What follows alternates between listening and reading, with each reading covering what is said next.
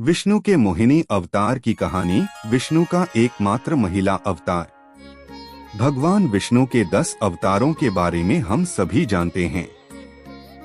पीढ़ियों से चली आ रही कहानियों में ब्रह्मांड के संरक्षक भगवान विष्णु का गुणगान किया गया है। भगवान विष्णु की मूर्ति में देवत्व, शक्ति और सुरक्षा के प्रतीक 4 भुजाएं दर्शाई गई हैं। लेकिन मोहिनी के बारे में बहुत कम कहा गया है। भगवान विष्णु ने जो एकमात्र स्त्री अवतार लिया था। मोहिनी नाम तो सभी ने सुना है, लेकिन विष्णु के मोहिनी अवतार की घटना और उसके पीछे की कहानी के बारे में बहुत कम लोग जानते हैं। भगवान विष्णु द्वारा लिया गया एकमात्र महिला अवतार होने के नाते मोहिनी अवतार हिंदू पौराणिक कथाओं में संरक्षक और रक्षक भगवान विष्णु के आकर्षक अवतारों में से एक है। भगवान विष्णु के मोहिनी अवतार की कहानी दिव्य जादूगरनी मोहिनी के इर्द गिर्द घूमती है, जो अनुग्रह, सुंदरता और अद्वितीय आकर्षण का प्रतीक थी। भगवान विष्णु के मोहिनी अवतार को भगवान विष्णु के एक मनोरम रूप के रूप में चित्रित किया गया है, जो हिंदू पौराणिक कथाओं में ब्रह्मांड की रक्षा के लिए प्रकट होते हैं। शुरुआत में मोहिनी को आमतौर पर एक खूबसूरत महिला के रूप में चित्रित किया गया था, जो अपने आकर्षण के माध्यम से वशीकरण की शक्तियों को धारण करती थी। अफसोस, सच्ची कहानी को कई अलग अलग धर्म ग्रंथों में बदल दिया गया, विस्तारित किया गया और दोबारा व्याख्या की गई। समय बीतने के साथ मोहिनी को एक भ्रम या भगवान विष्णु और उनकी दिव्य शक्तियों की अभिव्यक्ति के रूप में चित्रित किया गया। 10वीं शताब्दी के दौरान मोहिनी विष्णु का एक विस्तृत चित्रण पवित्र ग्रंथ श्रीमद् भागवतम के पन्नों में देखा गया था, जहां मोहिनी को आधिकारिक तौर पर भगवान विष्णु के अवतार के रूप में चित्रित किया गया था। ऐसा माना जाता है कि मोहिनी शब्द की उत्पत्ति संस्कृत के उस शब्द से हुई है, जिसका उपयोग मानविकृत भ्रम को संदर्भित करने के लिए किया जाता है, जो उस बेतुकी सुंदरता और आकर्षण को ध्यान में रखते हुए उपयुक्त है जो मोहिनी के पास थी। इस शब्द का प्रयोग किसी भी प्राणी को वश में करने, भ्रमित करने या बहकाने के लिए किया जाता है। और हमारे देश के कुछ क्षेत्रों में मोहिनी को देवी महालसा नारायणी माना जाता है। उनके इस संस्करण को उनकी 4 भुजाओं में विभिन्न प्रतीकों और हथियारों को पकड़े हुए चित्रित किया गया है। मोहिनी अवतार की कहानी उस आकर्षण और रहस्यमय कल्पना में एक सबक के रूप में काम करती है, जिसमें यह दिव्य अवतार है, और इसके प्रति एक चेतावनी के रूप में। समुद्र मंथन कथा। हिंदू क्लासिक महाभारत 5वीं शताब्दी ईसा पूर्व में समुद्र मंथन के बारे में बात करता है। यह पहली बार है जब मोहिनी का जिक्र हुआ है। अमृत का बर्तन बनाने के लिए दूध के सागर का मंथन किया जाता है, जैसा कि हम मानते हैं कि यह जीवन का स्रोत है। देवता और शैतान इस बात पर लड़ते हैं कि इसका मालिक कौन है। असुरों ने ऐसी स्थिति बनाई ताकि वे अमृत को अपने पास रख सकें। इससे देवता बहुत क्रोधित हो जाते हैं। राक्षसों की बुरी योजनाओं को रोकने के लिए भगवान विष्णु ने दुनिया की सबसे खूबसूरत महिला मोहिनी का रूप धारण किया। वह असुरों को अमृत पिलाने के लिए प्रलोभन की शक्ति और अपने आकर्षक आकर्षण का उपयोग करती है, जिसे वह देवताओं को दे देती है। राहु नाम का एक असुर देव का वेश धारण करता है और अमृत पीने की कोशिश करता है। सूर्य देव और चंद्रदेव ने तुरंत भगवान विष्णु को बताया। तब भगवान विष्णु ने सुदर्शन चक्र से राहु का सिर काट दिया, जिससे राहु का सिर हमेशा के लिए जीवित हो गया। असुरों को मारने वाले भस्मासुर एक दुष्ट राक्षस था, जो अब तक का सबसे शक्तिशाली असुर बनना चाहता था। उन्होंने भगवान शिव को प्रसन्न करने और अपनी इच्छित वस्तु प्राप्त करने के लिए तपस्या शुरू की। भस्मासुर ने प्रार्थना करते हुए असाधारण रूप से लंबा समय बिताया। वह कितना समर्पित था, इससे बहुत प्रसन्न होकर भगवान शिव ने उससे कहा कि वह कोई भी वरदान मांग सकता है।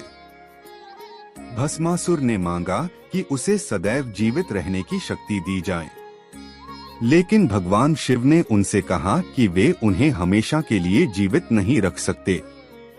तब भस्मासुर ने उससे कहा कि अगर वह किसी का सिर छू ले तो उसे भस्म करने की शक्ति दे। भगवान शिव ने उसे यह उपहार दिया, लेकिन उसे तुरंत पता चल गया कि उसने एक बड़ी गलती की है जब भस्मासुर स्वयं भगवान पर अपने कौशल का परीक्षण करना चाहता था। भगवान शिव वहां से भाग गए जबकि भस्मासुर उनका पीछा कर रहा था। यह तब है जब मोहिनी भगवान विष्णु का स्त्री रूप है।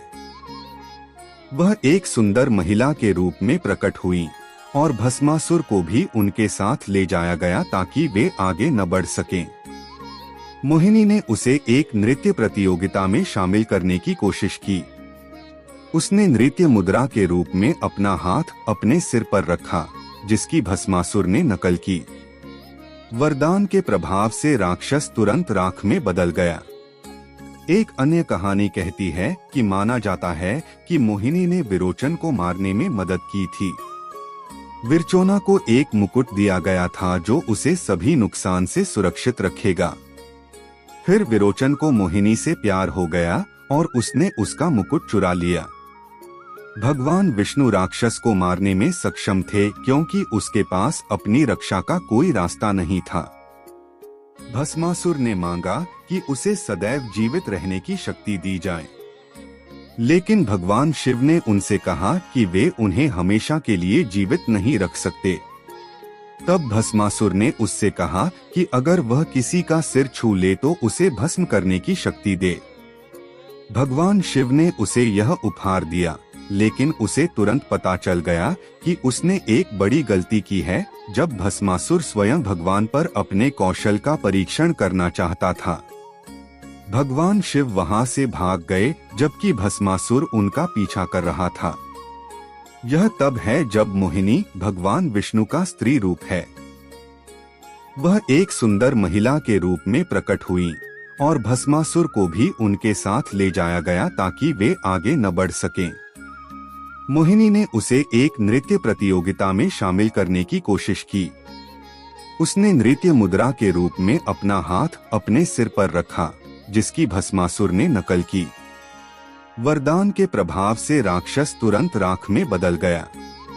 एक अन्य कहानी कहती है कि माना जाता है कि मोहिनी ने विरोचन को मारने में मदद की थी। विरचोना को एक मुकुट दिया गया था जो उसे सभी नुकसान से सुरक्षित रखेगा। फिर विरोचन को मोहिनी से प्यार हो गया और उसने उसका मुकुट चुरा लिया। भगवान विष्णु राक्षस को मारने में सक्षम थे क्योंकि उसके पास अपनी रक्षा का कोई रास्ता नहीं था। एक अन्य कहानी में असुर अराका के बारे में बात की गई है। कहानी में मोहिनी को भगवान विष्णु से नहीं बल्कि भगवान कृष्ण से जोड़ा गया है। चूंकि अर्का ने पवित्रता की शपथ ली थी और कभी किसी महिला की ओर देखा तक नहीं, वह बहुत मजबूत हो गया था। तब भगवान कृष्ण सुंदर मोहिनी का रूप लेते हैं और उनसे विवाह करते हैं। विवाह के 3 दिन बाद अर्का का पवित्र रहने का वादा टूट गया और भगवान कृष्ण उसे युद्ध में मारने में सक्षम हुए। मोहिनी और भगवान शिव का बंधन। कई हिंदू पुस्तकों और पुराणों के अनुसार भगवान शिव और मोहिनी, जो स्त्री रूप में भगवान विष्णु थे, ने विवाह किया और उनका एक पुत्र हुआ जिसका नाम भगवान अयप्पा रखा गया। भारत में अलग अलग जगहों पर लोग उन्हें अलग अलग नामों से बुलाते हैं, जैसे महाशास्ता। लोग सोचते हैं कि सस्तव, मणिकंदन आदि धर्मशास्ता के अवतार हैं, जिन्हें भगवान शिव और भगवान विष्णु की संतान माना जाता है।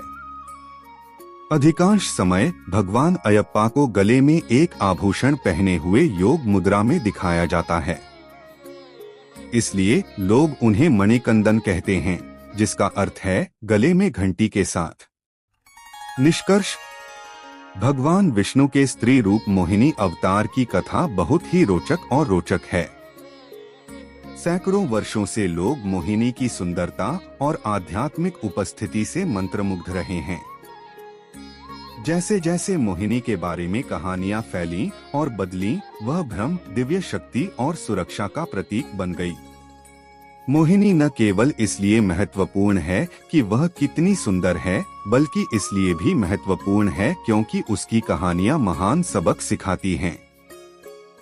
मोहिनी हमें दिखाती है कि झूठ और बुरी चीजों से निपटते समय स्मार्ट और सतर्क रहना कितना महत्वपूर्ण है। वह इस विचार का प्रतीक है कि ज्ञान और उच्च शक्ति की मदद से सबसे आकर्षक भ्रम को भी तोड़ा जा सकता है। अगर आपको वीडियो पसंद आए तो कृपया हमारे YouTube चैनल सनातन गुरु ज्ञान को सब्सक्राइब करें और लाइक, शेयर, कमेंट करना न भूलें और कृपया हमारे Instagram और Facebook पेज को भी फॉलो करें। हमारे पास वहां बहुत सारे दिलचस्प लघु वीडियो हैं। आप सभी को बहुत बहुत धन्यवाद।